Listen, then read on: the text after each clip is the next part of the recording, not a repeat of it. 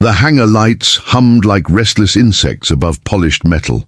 A dozen MiG-29s lined the concrete floor, their grey skins glistening under sodium lamps. Outside, thunder rolled across the steppe, a low growl echoing through the night. Captain Dmitry Volkov adjusted his flight gloves and smiled at the journalists gathered behind the safety line. Cameras flashed, questions fired like tracer rounds. "Is it true, Captain, that you'll be facing an aircraft from the 1950s? Volkov grinned. "But command insists we take the test seriously." The MiG-29 Fulcrum was a monster of modern engineering, twin engines, supersonic speed, radar so sharp it could track a sparrow. Against it, the opponent chosen for the upcoming mock dogfight seemed almost comic. An F-86 Sabre, the pride of another century. The exercise, officially called Operation Reunion, was supposed to be a morale stunt, an air show-style simulation between eras. But to the pilots, it was a chance to prove something deeper, that progress was unbreakable, that technology always triumphed over nostalgia. What they didn't know was that the man flying the F-86 wasn't a show pilot. He was a legend buried in silence. Colonel John Raines had flown before most of them were born. Korean War, Cold War, endless test flights no one ever heard about. When the invitation came to bring one of the last operational Sabres out of storage for a demonstration, he hesitated. But the note that followed changed everything. "They called your generation obsolete. Show them why the sky still remembers." 3 weeks later, the desert air base buzzed with tension. The MiG pilots joked as mechanics pre-flighted the Fulcrums, but behind their laughter a current of pride burned. Volkov turned to his wingman, Sergei Antonov. "We finish this quick." Antonov smirked. Across the tarmac, Raines climbed the ladder to the cockpit of the resurrected F-86. The air smelled of oil and sand. As his gloved hand touched the worn metal of the canopy frame, he whispered, "One last dance." The Sabre's engine coughed, sputtered, then came alive with a roar like distant thunder. Mechanics stepped back as the ancient jet rolled forward, its silver wings catching the morning light. From the control tower, the announcer's voice crackled over the speakers. "Exercise Reunion 01, F-86, Sabre versus MiG-29 Fulcrum. Rules of engagement, visual contact, close-range maneuvering, no missile lock.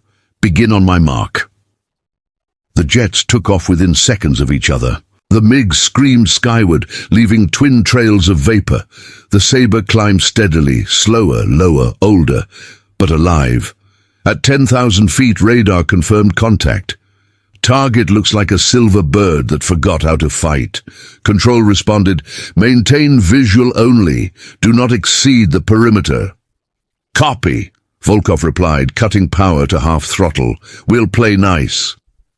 But inside his chest, adrenaline pulsed. He rolled the MiG inverted and dove toward the Sabre, closing the distance in seconds.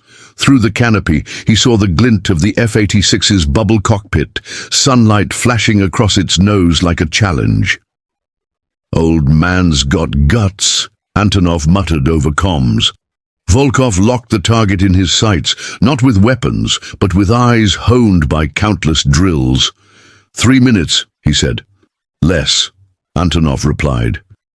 The Sabre banked left hard, so hard that for a moment its silver wings sliced the horizon at an impossible angle. Volkov blinked.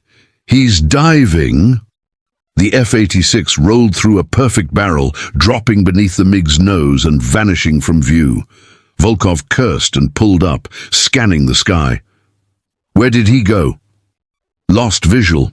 And a flash of sunlight erupted below them. The Sabre shot upward from beneath their formation, climbing straight into the MiG's blind spot. Before Volkov could react, the old jet arced around his tail, crossing less than 50 meters behind. "Contact rear!" Volkov banked violently, pulling 9 Gs. The MiG screamed in protest. Sweat blurred his vision. But no matter how tight he turned, the F-86 stayed locked behind him, fluid, merciless, patient. How is he doing that? Antonov shouted. Luck! Volkov barked, diving again. Just luck! But inside the F-86, Rains wasn't lucky. He was home. Every vibration, every whistle through the canopy spoke to him like an old friend. The MiGs were faster, smarter, but they were slaves to their instruments. Rains had something they didn't: instinct. He eased the stick left, then pulled vertical. The saber climbed in a perfect spiral, tracing a silver helix through the blue. One MiG overshot. The other tried to follow and stalled at the apex. Volkov's breath came in gasps. He's pulling moves outside the flight envelope. That's impossible. Maybe the sky forgot to tell him, Antonov said grimly. On the ground, the control tower erupted in disbelief. Sabre 1 has gained visual dominance. Repeat, Sabre 1 is on their tail. The technicians stared at the radar. 2 MiG signatures twisted frantically around one slow-moving blip, and lost. Volkov growled, Enough games, break formation, we'll flank him. The MiGs split apart, trying to box the Sabre in. For a moment, it seemed to work. Rains saw the trap forming, 2 fulcrums converging, one from each side. There was nowhere to go but up. He smiled. Then up it is. The Sabre nosed into the sun. The glare blinded Volkov's senses. By the time his radar recalibrated, the blip was gone. Where is he? Static. Then Volkov looked back. The silver streak was descending like a falcon, diving straight toward them. Rain's voice came over open comms, calm, almost amused. You boys ever dance without instruments? Volkov froze. He's on comms. How? Because you forgot how to listen, Rain said. The Sabre shot between the 2 MiGs, turbulence slamming through their wings. The entire formation shattered. Control barked. Exercise complete. End engagement. Repeat. End engagement. But it was too late. In less than 3 minutes, 2 MiG-29s had been forced out of position, one stalling, the other tumbling into emergency recovery. Rains leveled out, heart steady, engine humming like a memory that refused to die. Down below, the control tower, someone whispered, Did that really just happen? No one answered. Volkov landed 20 minutes later, hands trembling on the throttle. Reporters swarmed him again, but his grin was gone. He removed his helmet slowly, eyes hollow. The relic fights back, he muttered. In the hangar, the Sabre rolled to a stop beside the stunned crowd. Rains climbed down, sweat streaking his face, and looked across the runway at the younger pilots watching him in silence. He didn't salute, he didn't smile. He just said, Don't ever call history a museum. And for the first time in decades, the world remembered that speed isn't everything. Sometimes the past flies faster than the future. The air base was silent for the first time in years. No celebration, no laughter. Only the low hum of cooling engines and the distant hiss of wind sliding across empty runways. The desert felt heavier now, as if it had absorbed every ounce of disbelief hanging in the air. Colonel Rains had already left the cockpit by the time the officials gathered. He walked across the tarmac with his helmet under one arm, his steps unhurried, the silver glint of the Sabre fading behind him like the last echo of a forgotten song. He didn't speak. He didn't need to. The flight had said everything. Inside the operations center, the high-ranking officers were arguing. Charts littered the table, radar screenshots glowing red against pale faces. This cannot be correct, barked General Petrov. A 70-year-old jet outmaneuvered 2 state-of-the-art fulcrums? Impossible. But it happened, replied Colonel Mikhailov, voice tight. Telemetry shows both MiGs exceeded safe angles of attack, trying to match the Sabre's turns. One stalled, the other nearly blacked out. Pilot error, Petrov snapped. 2 pilots, same error, Mikhailov countered. Maybe it's not the machines, maybe it's the men. The room went quiet. In the hangar, Volkov sat alone beside his aircraft. The technicians had left him in peace. His flight suit was still damp with sweat, his mind replaying those 3 minutes again and again. Each turn, each flash of light, each impossible maneuver. He could still hear the old man's voice through the static. You forgot how to listen.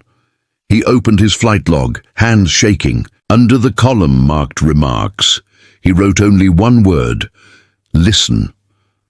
Across the base, reporters were already transmitting their versions of the story.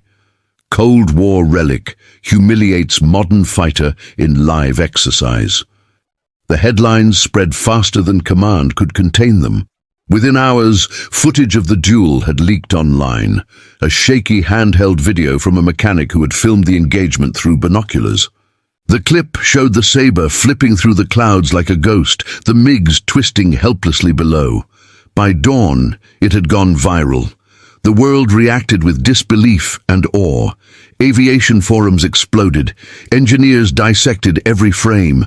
Conspiracy theorists claimed it was staged. Veterans swore it was the truth. Even civilian viewers, people who knew nothing about air combat, felt something stir in their chests.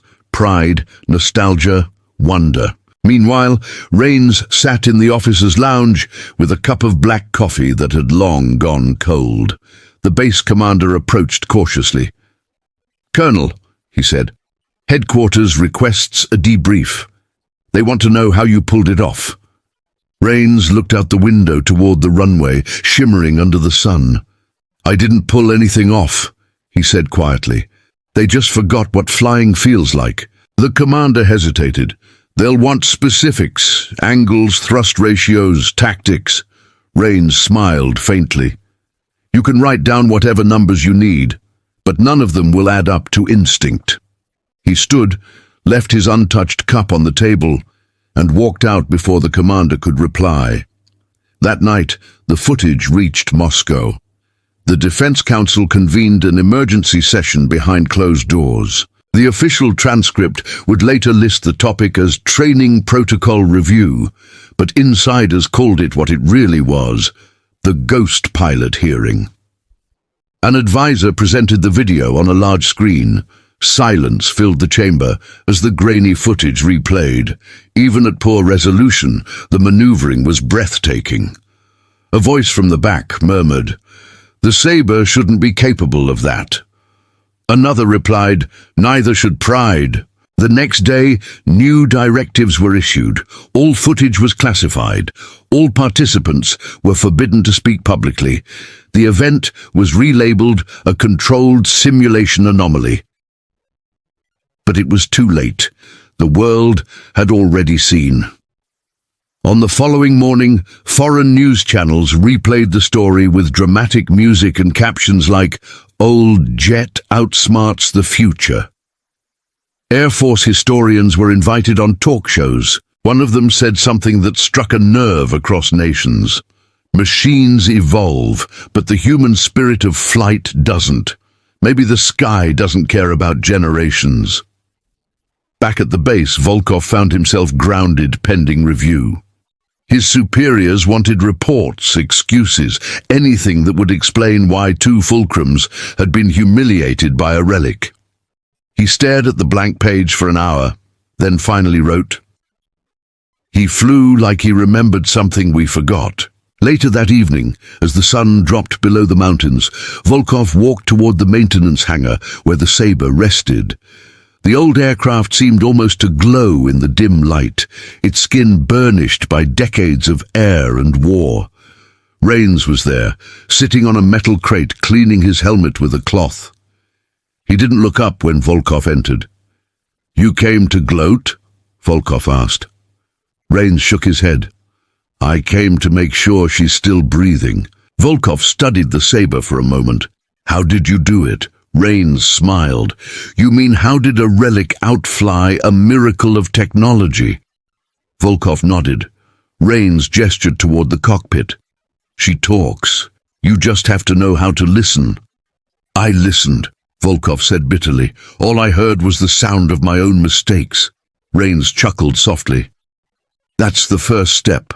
For a long moment they stood in silence, two generations separated by decades of war, yet bound by the same sky. Finally, Volkov said, "They'll bury this." Rains nodded. "They always do, but the wind remembers." "Then what's the point?" Volkov asked. "The point," Rains said, placing a hand on the old jet, "is that for 3 minutes the world remembered what flying means. That's enough."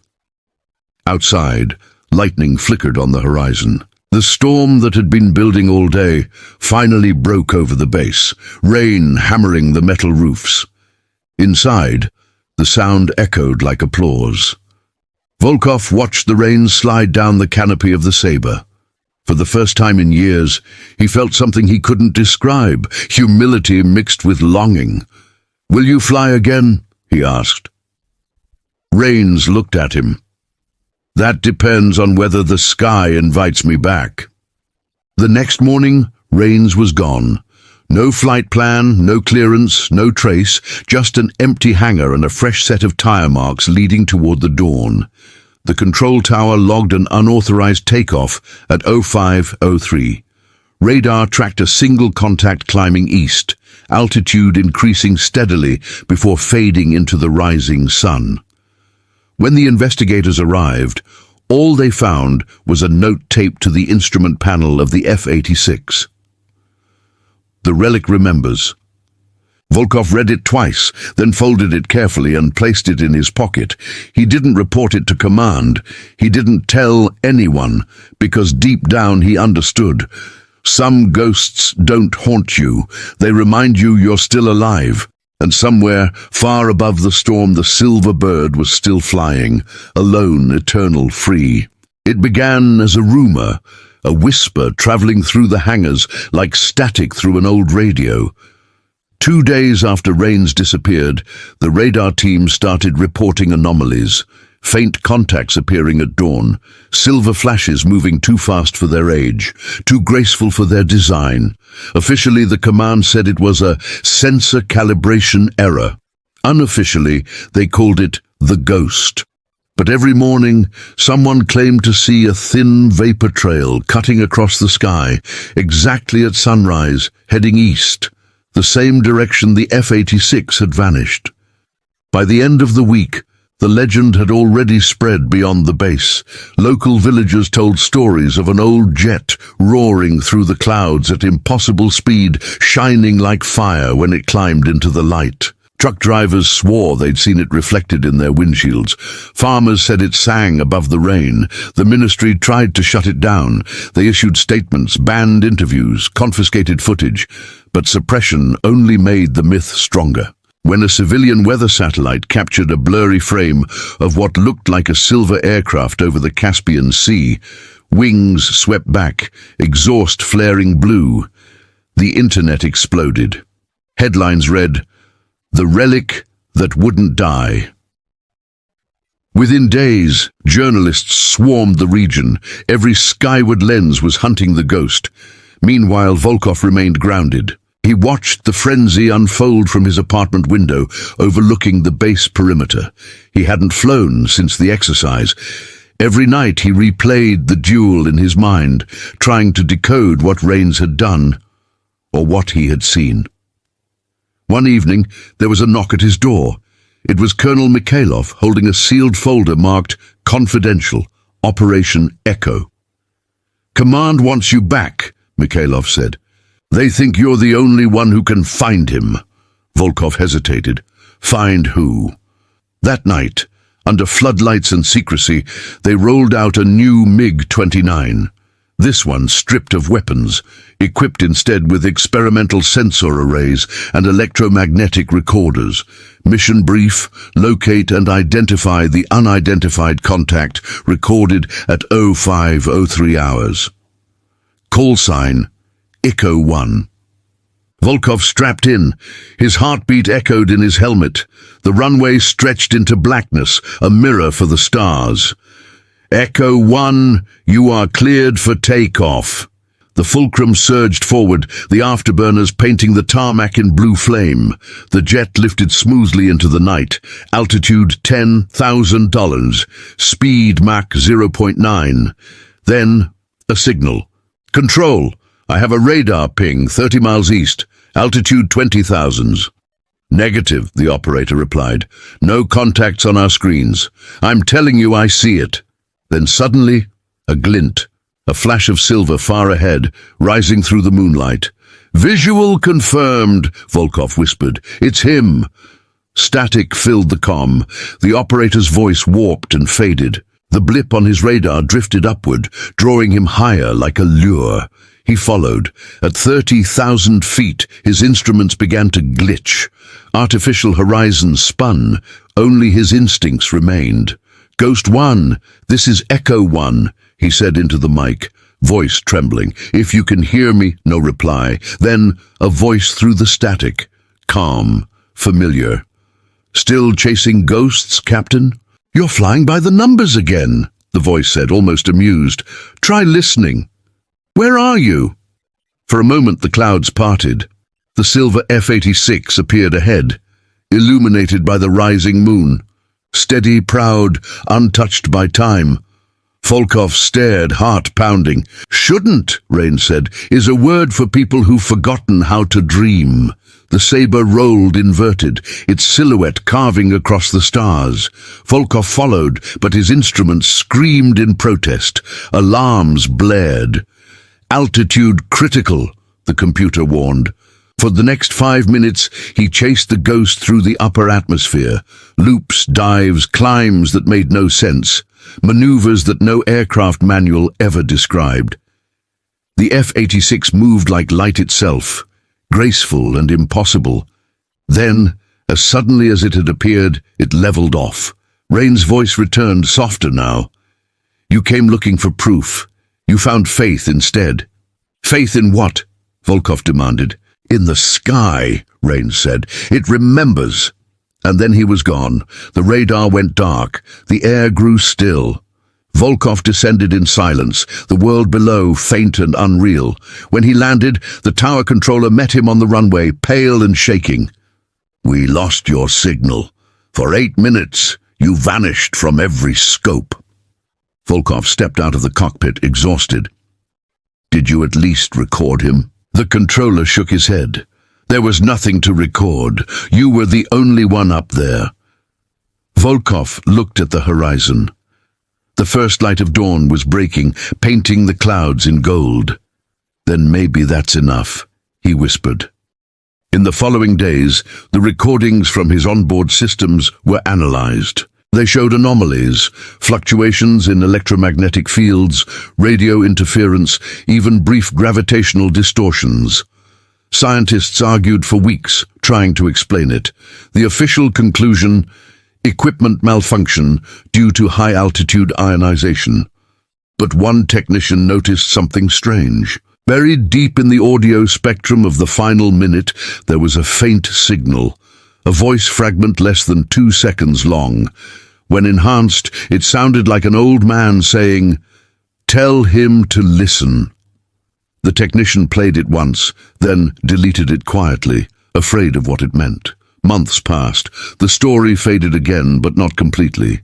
Somewhere between myth and memory, the ghost pilot had become more than a man. He was an idea, a reminder that no technology could outfly humility. Volkov returned to active duty, though he rarely spoke anymore. In his locker, he kept a small patch embroidered with silver wings and 2 words beneath: "Listen first." Every dawn he looked east, waiting for a flash of silver on the horizon. And sometimes, just before the sun rose, he swore he saw it. The story should have ended with silence, but legends never die quietly. Within a month of the second encounter, the phenomenon known as Ghost 1 had crossed borders faster than any aircraft. Every radar station from Warsaw to Anchorage reported strange, short-lived echoes. A single metallic trace moving at impossible altitudes, never staying long enough to lock. Military analysts called it coincidence. Intelligence officers called it psychological contamination. But the pilots who saw the flicker of silver across their canopies knew better. They whispered a name that command refused to print: the Sabre. When Volkov returned to duty, he found himself assigned to a joint task force under NATO observation. An ironic twist that placed former rivals shoulder to shoulder. Officially, their mission was atmospheric research. Unofficially, it was a hunt. The program's code name, Operation Aurora. The first meeting was held inside a subterranean briefing room in Germany. Representatives from 5 nations sat around a table littered with flight data. Screens displayed thin lines of telemetry, temperature anomalies, and grainy satellite images of a glint above the Arctic Circle. Colonel Hughes from the U.S. Air Force pointed at the projection. "Gentlemen, this contact appears every 7 to 9 days at dawn, heading east to west, altitude 35,000 feet. No transponder, no IFF, no thermal signature." A British analyst frowned. "Could be ionospheric reflection. Phantom returns." Volkov almost laughed at the word phantom. "You've never heard the engine," he said quietly. "You can't fake that sound." The room turned toward him. "You were the last one to see it directly, Captain. Do you believe it's him?" "I don't know what I believe. I just know what I saw." "Then we'll find it," Hughes said, "and prove what's real." Over the next weeks, Operation Aurora deployed reconnaissance flights across the northern hemisphere. High-altitude drones swept the skies, collecting terabytes of empty air. Nothing. Until the morning of April 17th. At 05:11 UTC, a Canadian AWACS aircraft detected a brief contact over the Barents Sea. 3 seconds later, every sensor on board rebooted simultaneously, as if struck by an electromagnetic pulse. When the systems recovered, the only trace left was a voice fragment recorded through an open channel. The words ignited panic in command centers worldwide. How could an unidentified transmission use the exact phrase reported by Volkov months earlier? Headquarters in Moscow ordered immediate containment. Washington demanded transparency. London wanted proof. The hunt turned political overnight. For Volkov, it became personal. He spent long hours in the simulator, recreating the encounter, trying to understand how an aircraft designed in the 1950s could appear and vanish beyond the reach of 21st century radar. He studied airflow models, electromagnetic anomalies, gravitational micropulses, everything science could offer. None of it fit. The data always ended the same way: silence at the moment of contact. One night, after another failed simulation, Volkov found a letter slipped under his door. No signature, no insignia. Inside, a single sheet of paper. "The relic will appear when the proud forget to listen." He burned the letter, but memorized every word. By May, strange things began happening at test ranges across the globe. Drones malfunctioned mid-flight, GPS systems spun wild, and pilots reported seeing reflections of old aircraft in their HUDs for fractions of a second. At one NATO base, a training AI refused to complete its loop program, instead displaying on screen F-86 Sabre, call sign Ghost 1. Technicians called it a glitch. The pilots called it a message.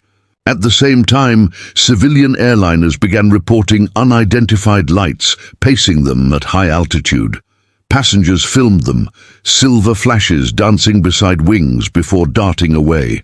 The videos flooded social media, and the tag, "The Relic Lives," trended worldwide. Governments released coordinated denials. No anomalous aircraft detected. But the public didn't believe them. How could they? The footage felt too raw, too real, and every witness described the same sound, a deep resonant hum, like an old engine at full throttle. On the ground, Volkov's superiors pressured him for results. "We need answers, Captain," Mikhailov told him.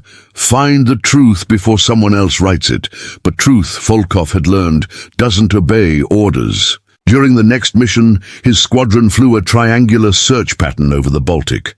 The sky was crystal clear, no clouds, no interference, and yet, halfway through the circuit, every radar blinked white.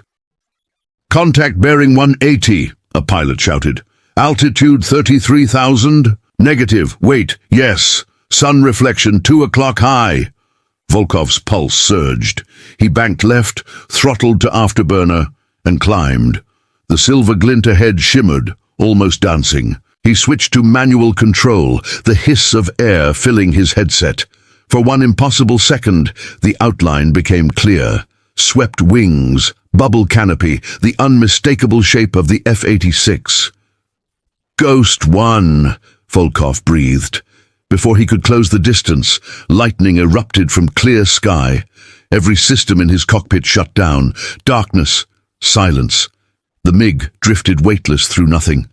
Then a voice, soft, steady, ageless. "Rains," Volkov whispered. "You don't chase the wind," the voice said. "You become it." The controls came alive again. The horizon flared white, and when Volkov's vision cleared, the Sabre was gone. He returned to base shaken, his data logs corrupted beyond repair. The analysts dismissed it as electrical failure. The psychologists suggested stress hallucination. But Volkov knew what he'd heard, what he'd felt. Across the ocean, Colonel Hughes analyzed the same radar blip from a US satellite.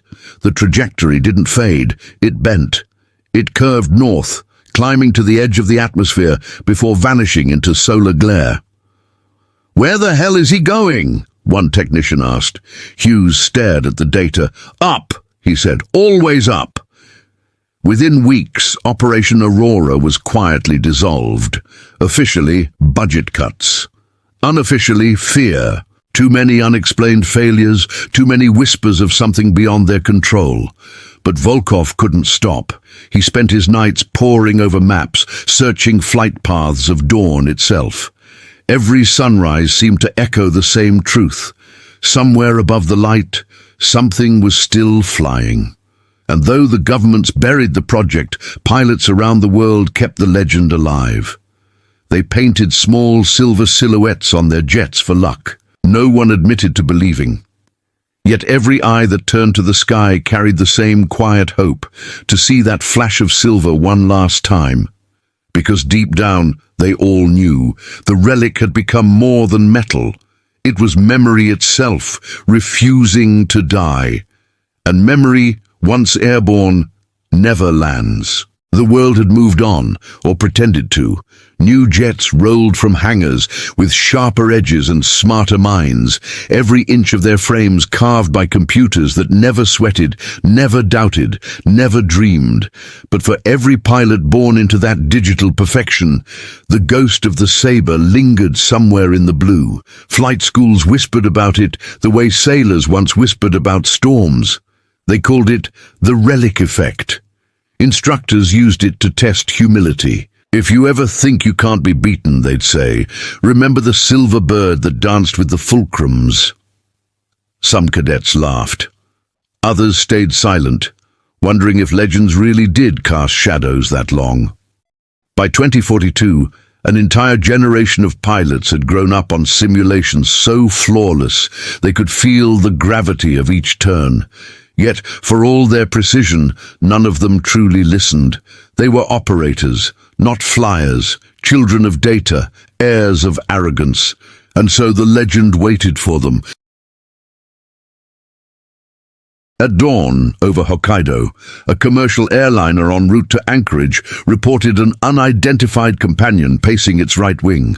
The pilot described it as silver, small, moving like thought. Ground radar detected nothing. Passengers recorded shaky videos through frost-streaked windows. The footage went viral within hours. Analysts slowed it down frame by frame. The shape was unmistakable. Swept wings, bubble canopy, trailing smoke that faded like memory.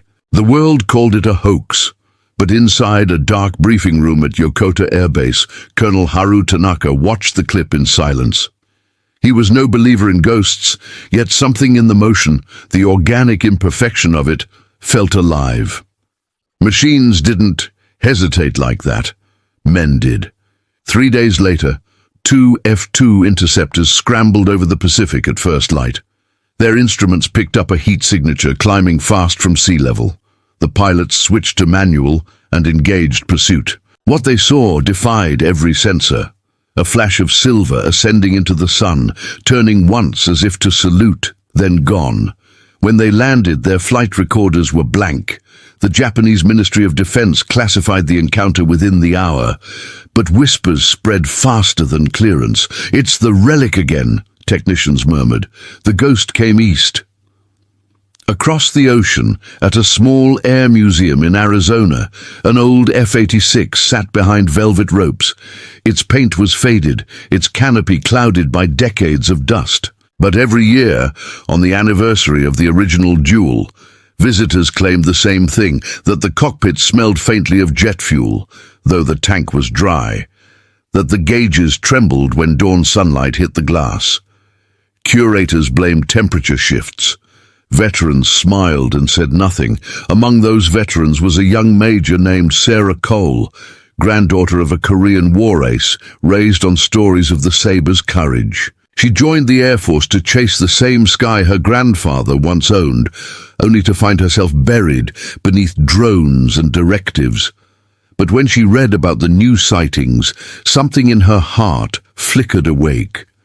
She pulled favors, traded shifts, and got permission for one unofficial flight, a heritage demonstration, they called it.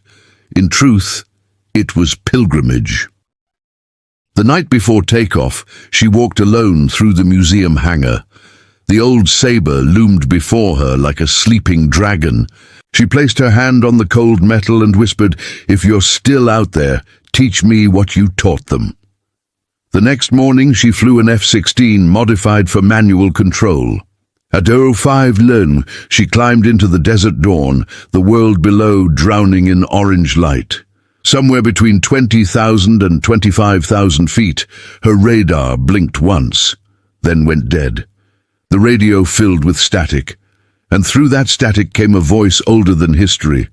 "Listen to the wind, Major." Her breath froze. "Who is this?" Ahead, a shimmer appeared in the glare.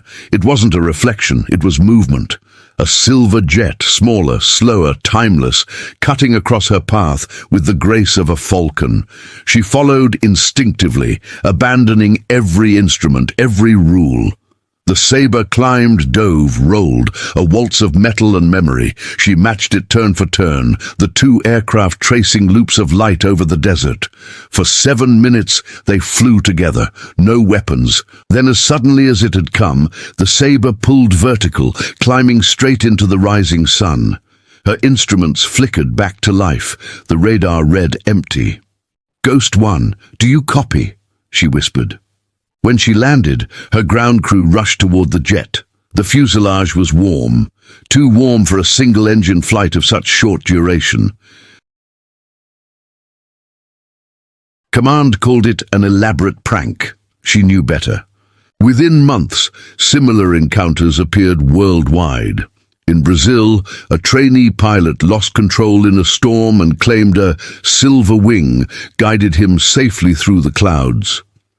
In France, radar operators tracked a contact performing perfect figure-eights at hypersonic speeds. In South Africa, a museum curator found his F-86 model spinning slowly on its stand at midnight. The myth had become global. Social networks turned it into religion. Hashtags lit up every dawn. Listen to the wind. Ghost 1. The relic lives. Artists painted murals of a shining Saber flying over modern jets, the caption reading, "Pride fails, memory flies." To some it was superstition, to others, prophecy. Governments grew uneasy. If people believed that a relic could outfly the future, what did that say about their billion-dollar programs? Committees met in secrecy. The UN issued a statement calling for international restraint in the propagation of aerial myths. But the more they denied it, the more powerful it became. In one leaked transcript, a general said, "We're not fighting an aircraft, we're fighting belief, and belief has no radar signature." Volkov, now retired, watched it all unfold from a quiet farmhouse near Rostov. His hair had gone grey. His body carried the weight of a lifetime in gravity's grip. Yet each morning he stepped outside with coffee in hand and looked east, waiting for the first light to catch the horizon. He had long stopped searching for proof.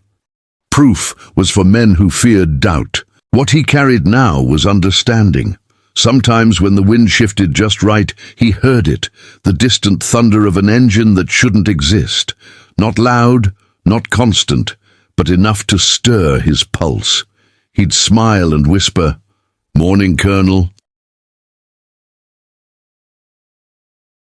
Years later, cadets studying aerodynamics would analyze the Rains maneuver, a theoretical flight pattern that combined intuition and aerodynamics in ways no computer could replicate. They would argue about the math, about the G-forces, about whether any human could survive such motion.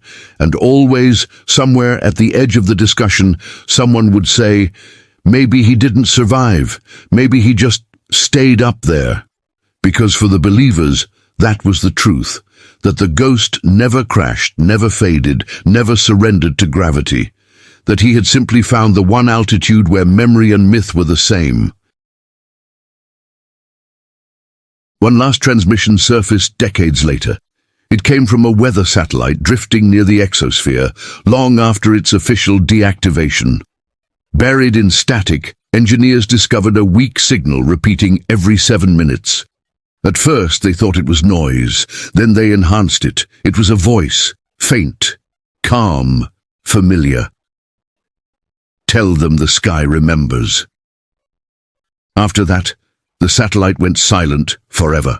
But on clear mornings, before the world awakens, some pilots still swear they see a thin silver streak against the sun, fading as the light rises.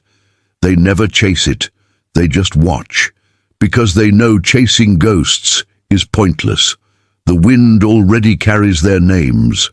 They gave it a name because names make fear manageable.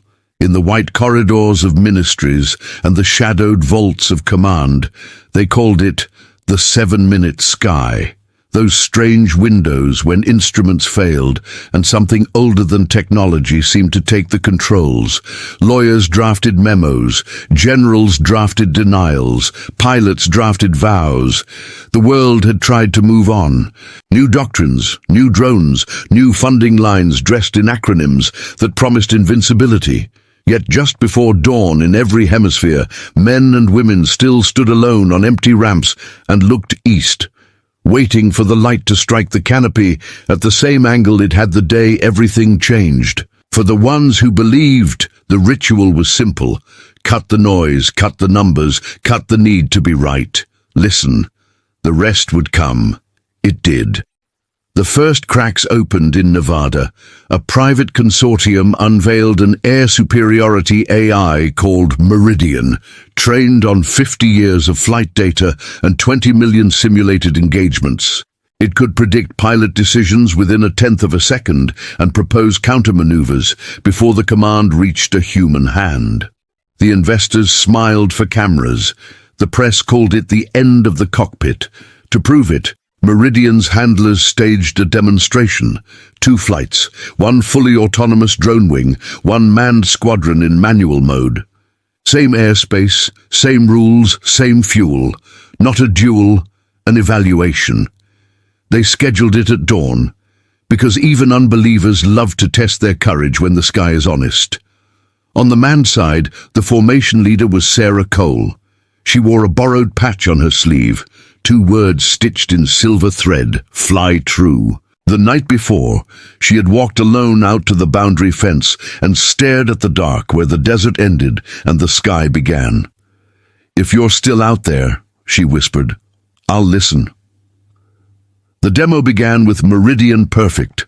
It found every angle, exploited every error, flew a mathematical music that looked like destiny plotted on a graph. The drones led the manned formation into a spiral that should have ended in humiliation.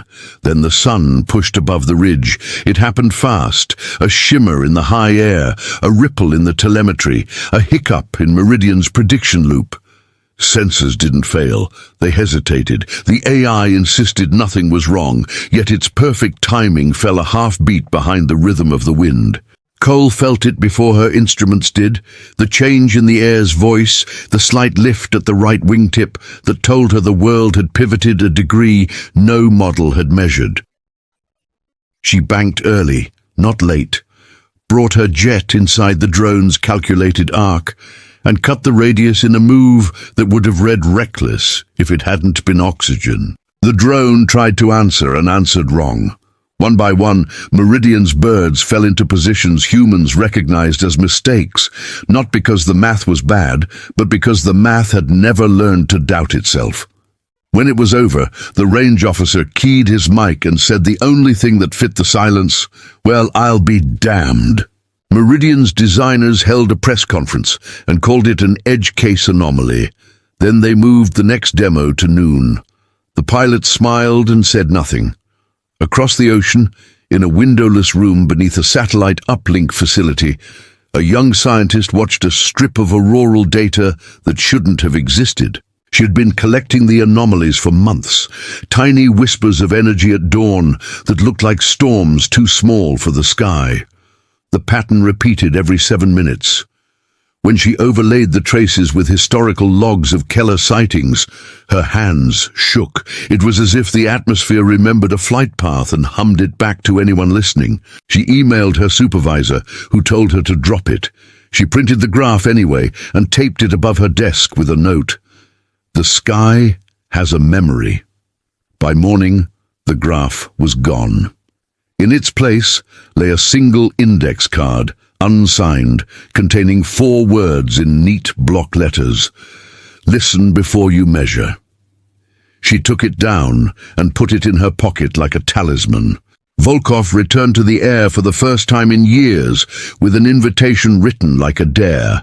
A multinational heritage flight, public, polished, harmless, requested his presence as historical advisor. He almost laughed at the title. Then he read the venue, the same desert range where the RELIC had first rewritten his career. He arrived a day early, alone, and sat on the hood of a maintenance truck with a thermos of coffee while the wind combed the scrub flat. An F-86 sat 3 hangars down behind ropes and placards and lighting that tried to make metal sacred. Museum stillness. Museum air. It wasn't the same jet. He knew that, but airplanes are like songs. You can play a new instrument and still hear the old melody. Just before sunrise, he walked the fence line and thought of Rains, the voice in the static, the way the saber climbed when all the data said it couldn't, the way age had worn on his face like grace, not rust. Volkov placed his palm on the chain link and waited for the light to crest the hill. "Morning, Colonel," he said to nobody. A magpie called. Far beyond the ridge, a contrail knifed the cold. "Still flying, huh?" he whispered. "There are stories the world files under impossible because they don't fit the spreadsheet of reason. And then there are the ones the world pretends to forget because remembering would require humility. The ghost of the saber was both. By the time the 21st century started running out of breath, the legend had become part of aviation folklore. Every pilot had heard some version of it, an old jet that refused to die, a relic that outran arrogance, a voice whispering through static that technology couldn't silence. It was bedtime myth and flightline gospel. It was a ghost story for engineers who didn't believe in ghosts, and an article of faith for those who did. But somewhere beneath the layers of retelling, the truth still breathed. Not in the black boxes or the official logs, but in the small rituals that carried its heartbeat forward. It lived in the way pilots paused before takeoff, a half-second of silence where nothing mechanical moved. They said it was for checklist discipline. It wasn't. It was for listening to the air, to the hum of the canopy, to the pulse that connects flesh and sky. It lived in the way instructors stopped teaching students what to feel and started reminding them that they could feel. It lived in the way flight engineers left little imperfections in their designs, a rivet not polished, a curve not perfectly efficient, just enough for wind to speak through, because silence was sterile and flight was never meant to be silent. And it lived in the way the new generation of aviators stopped calling the saber a ghost. They called it memory. The first monument was never built of stone.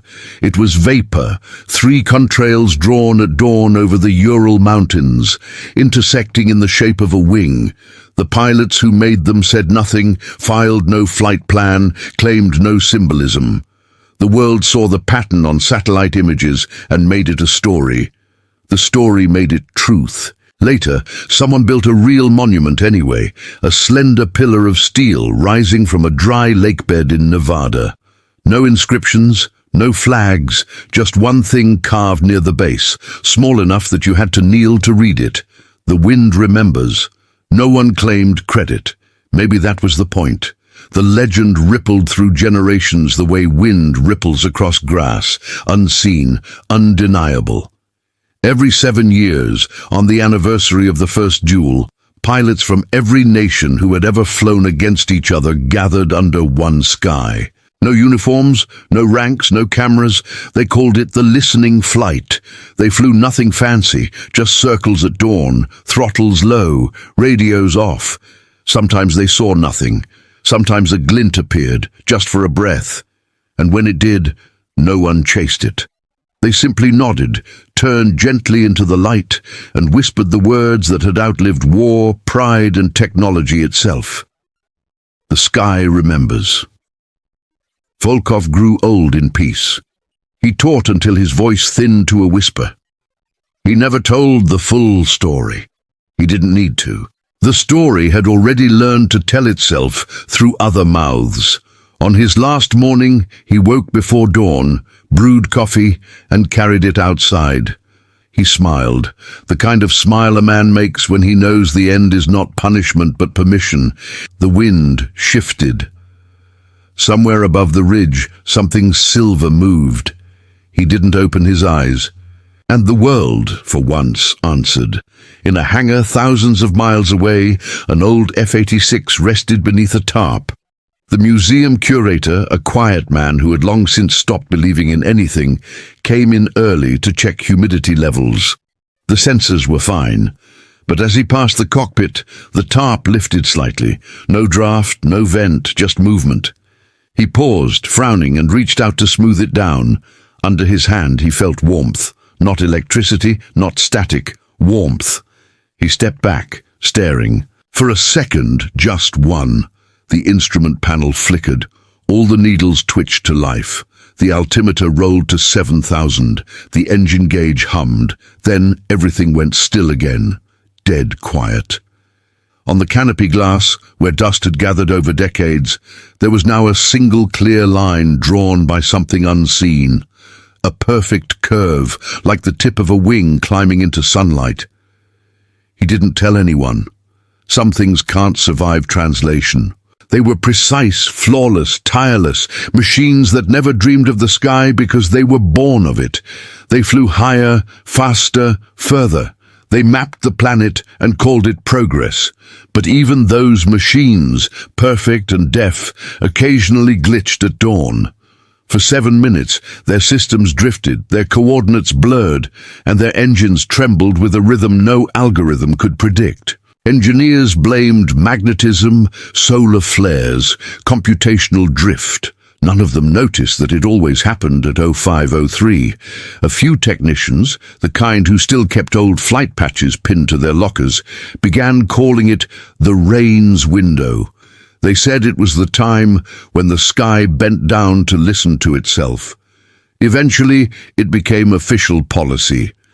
Every drone, every satellite, every system operating near the edge of the atmosphere was programmed to enter stability mode for exactly 7 minutes at dawn. For safety, the manual said. But those who wrote the code knew the truth. It wasn't for safety. It was for respect. Outside her window, the planet glowed blue and fragile.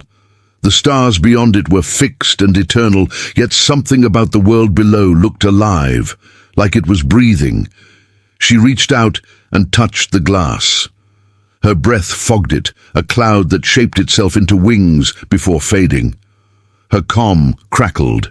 "Station control to Horizon 3. You're up early," she smiled, just listening. To what?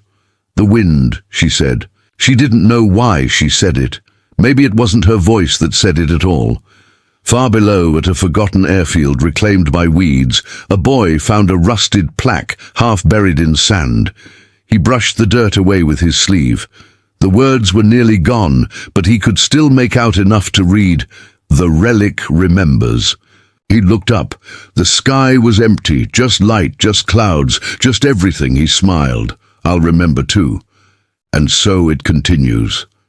A test pilot feels the urge to cut the radio and fly one more circle in silence. A satellite trembles between frequencies and hums an echo of a sound last heard when the world still thought speed was strength.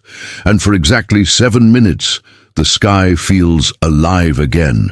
If you ask the wind what really happened that day, what became of the saber, the MiG, the colonel, the captain, it wouldn't give you facts. It would give you tone. The sound of two engines that belong to different centuries speaking the same language. The vibration that says, "I was here and I mattered, and so did you." The details are gone. The truth remains.